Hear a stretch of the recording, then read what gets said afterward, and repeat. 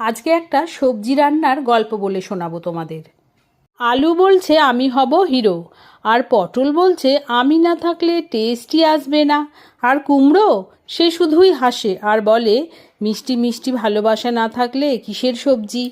শেষে আমি সবাইকে একসাথে মিশিয়ে দিলাম। কিভাবে মেশালাম? প্রথমে কড়াইয়ে তেল গরম করে দিলাম শুকনো লঙ্কা আর পাঁচফোড়ন। তারপর পটলগুলো দিলাম, নুন হলুদ দিয়ে হালকা করে ভেজে নেবার পরে ওর মধ্যে কুমড়ো দিয়ে ভালো করে দুটো একসঙ্গে ভেজে নিলাম।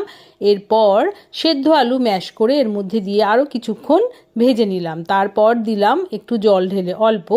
তারপরে জলটা ফুটে উঠতে শুরু করলে ওর মধ্যে দিয়ে দিলাম সামান্য চিনি। তারপর একটু মাখো মাখো হয়ে এলে নামিয়ে নিলাম। তৈরি হয়ে গেল ঘরের রাজা সবজি মহারাজা। দারুণ! জানি না কে হিরো কে সাপোর্টার, কিন্তু এই খাবারটা পুরোটাই ব্লকবাস্টার।